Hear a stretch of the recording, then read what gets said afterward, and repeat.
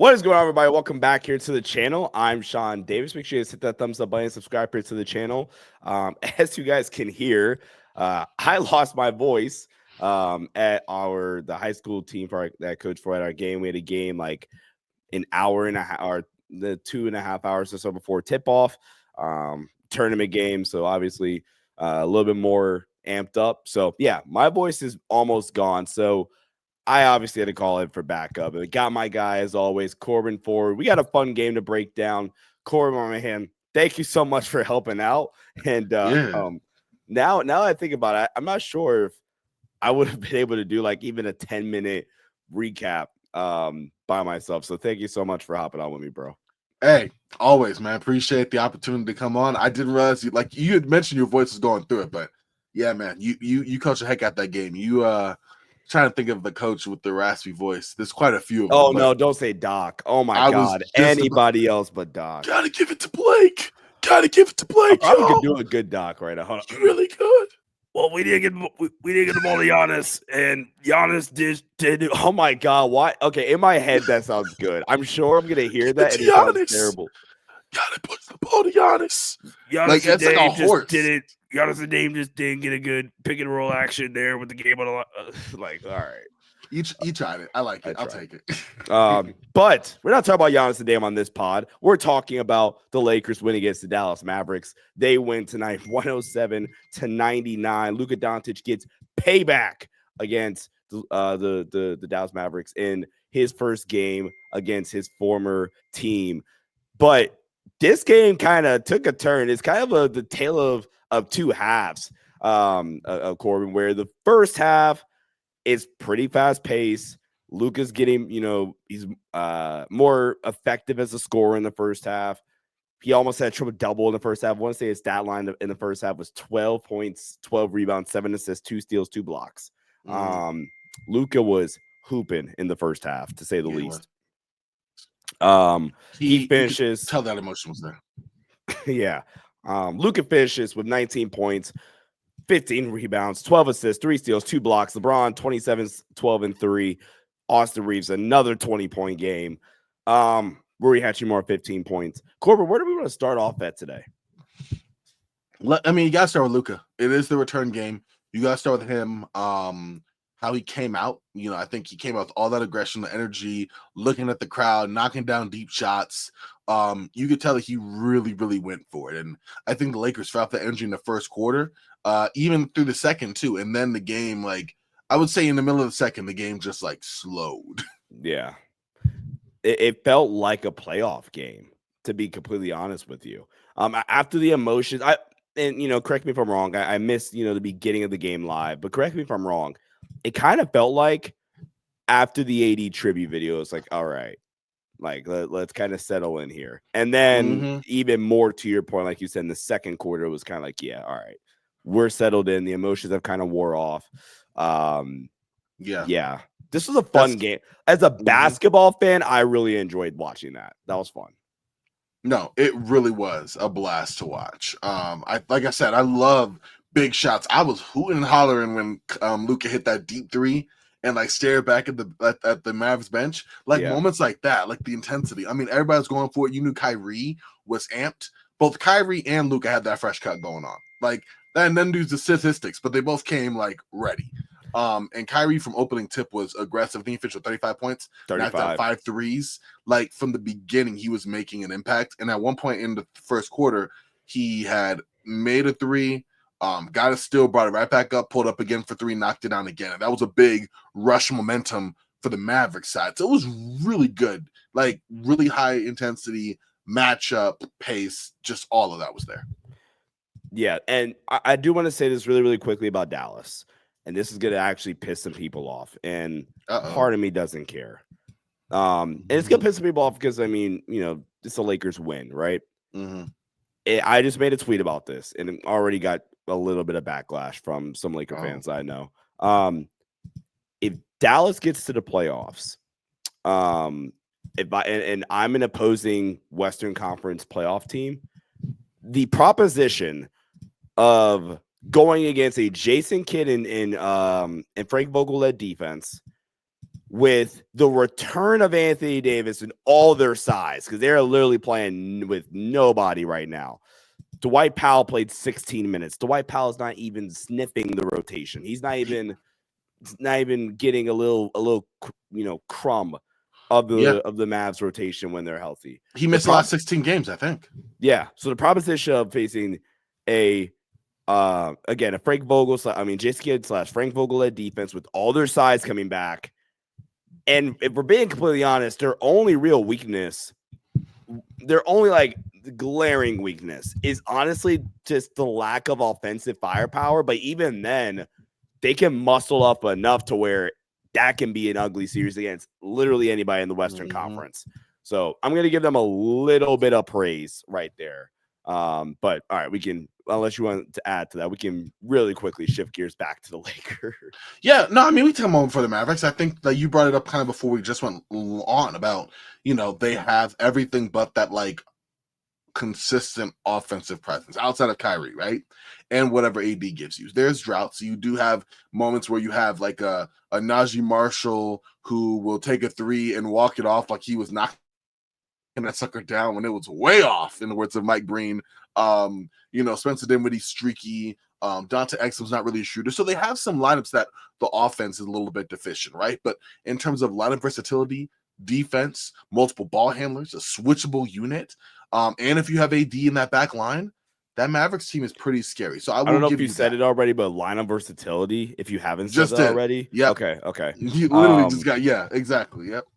Dallas is really, really, really, really good. Again, they could just go in, they can get to that one playoff matchup where you need just more offensive juice. Because I'm personally not always sold on Kyrie as your lead guard at this point in a playoff setting. I'm gonna give Kyrie some praise. I just have some questions about Dallas's scoring, just firepower, like I said. But we'll get back to the Lakers. JJ Redick had something to say about LeBron James after the game, which I'm glad has gained some recognition now, because we had talked about it. And we're going to talk about the fourth quarter that LeBron has in particular. JJ Redick said after the game, LeBron James has been defending at an all NBA defensive level for the past 6 weeks. We talked about this on the last pod. I talked about this in the most recent video here on the channel. I mean, the Lakers defense, the level of activity from everybody, LeBron playing it, I might not go that far. But I mean, the gist of the conversation is LeBron's are really, really good defensively for about a month. JJ says 6 weeks, so we're splitting hairs, right? Yeah. I mean, what are your thoughts on the defense and how LeBron's kind of been defensively over this stretch and even tonight? LeBron's been rejuvenated. Literally, I would say the week of the trade, maybe a game or two before, but definitely since Luka Doncic trade, he's been everywhere. And I think, again, you have to kind of point out, and you did mention a couple of shows back that we did, the fact that you have Luka Doncic and Austin Reeves offensively can take some of that load off of LeBron. I think we had one. It was a great possession late in the fourth. LeBron and Luka, left side. LeBron top of the key, Luka at the post. Bring it in, Luka, and then LeBron. How many times they're just throwing it back and forth to each other? Exactly. It was like some Tropic Thunder. Yeah, or whatever. Not Tropic Thunder. Was that the movie? I think it is. Anyway. I think that's the movie. It's anyway, late. Point being, back and forth. Yeah, it is late for LeBron to come get a catch, wide open catch and shoot spot up three. He's playing a role where he's not having to expend so much energy. Mind you, he had to do it a little bit in the fourth to kind of jumpstart that Lakers offense to really get it going, because nothing for Luke was going down. But what that does, by him having that extra energy, he can be more impactful defensively. The mind for LeBron's always there on the defensive side of the ball. You know it. But now he has those extra legs late in the game or throughout the game, sustained, that he's able to now, switch a lot more. And he's doing a great thing for 40 years old. In general, he's doing amazing. But to have even more of that juice that he does now is a byproduct of being able to take a step back on the offensive end and be more deadly as a result. Yeah, I think LeBron's kind of scoring profile, I think, when he's played with Luka over these past couple of games, has been pretty interesting, because it's essentially now I'm kind of an off-ball player. Especially when I'm playing next to Luka and Reeves. And then you'll have those possessions. Like he starts the fourth quarter with this insane baseline fadeaway that I like just actively hated. But Braun, and I've talked about this, and I hated it because I wasn't all the way sure if Braun was like in a full rhythm yet, but he drained it. And LeBron, I'll give him his credit like I have in the past. I think LeBron's been a fantastic mid-range shooter this season. But you take that shot. You add a couple other isolation possessions. LeBron's offensive game this season recently is more transition. That's how you got the seal and the dunk off the Luka pass. It's post ups, like mid post work, some isolation stuff from the wing, and then spot up catch and shoot threes, which low manages him offensively, where he's now running spread pick and roll, the entire game, where he's not creating from the wing and going ISO against five bodies the entire game, to where he has to, give up a lot defensively. Yeah. Kind of, easy up the low, but still like getting him his touches in easy spots has really, really helped him defensively. Before I really quickly, I do want to ask you one thing.